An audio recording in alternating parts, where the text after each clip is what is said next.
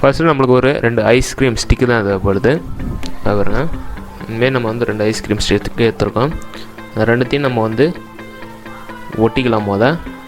பாருங்க, வி ஷேப்பில் நம்ம வந்து அந்த ஐஸ்கிரீம் ஸ்டிக்கர் ரெண்டுத்தையும் நம்ம வந்து வி ஷேப்பில் நம்ம வந்து ஒட்டிக்கிறோம். பாருங்கள்,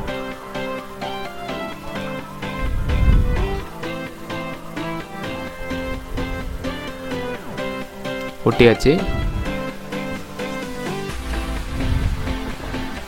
இப்போ நம்ம வந்து ஒரு ரீஃபிலோட ஒரு இதை கட் பண்ணி எடுத்துருக்கோம். எதுக்குன்னா நம்ம வீல் செட் பண்ணுறதுக்காக, அந்த வீல் நம்மளுக்கு வந்து ஃப்ரீயாக சுற்றுறதுக்காக அந்த ரீஃபிலோட சின்ன பீஸை நம்ம வந்து கட் பண்ணி அந்த முன்பக்கம் ஒட்டியிருக்கோம்.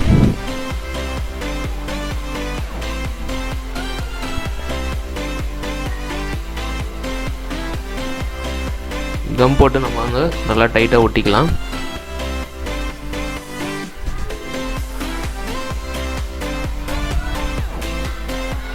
இப்போ நம்ம அந்த முன்னாடி அந்த ஜாயிண்ட் ஆகிற இடத்துல ஒரு ஐஸ்கிரீம் ஸ்டிக்கில் ஒரு டூத் பிக்கை நம்ம வந்து கட் பண்ணி சின்னதாக பீஸ் கட் பண்ணி எடுத்து நம்ம வந்து அந்த முன்னாடி வச்சு நல்லா டைட் பண்ணி ஒட்டிடலாம்.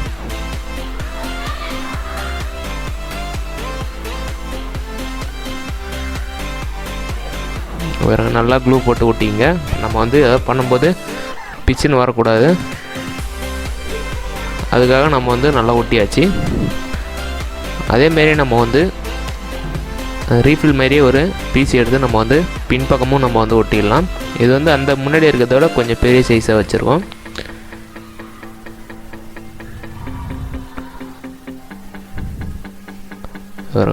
நம்ம வந்து 2 சைடையும் நம்ம வந்து நல்லா கம் போட்டு ஸ்ட்ரைட்டாக 2 இதுவும் ஸ்ட்ரைட்டாக பார்க்குற மாரி நம்ம வந்து கரெக்டாக வச்சிடலாம்.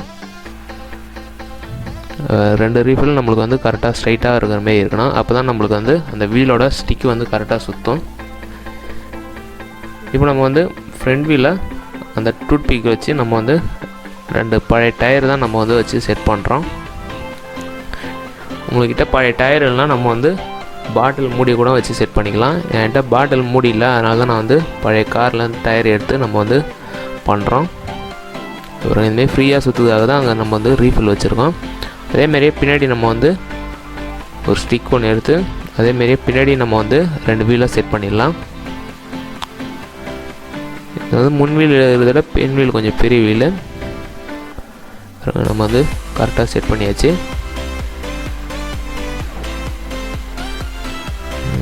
ஃப்ரீயாக சுற்றுது.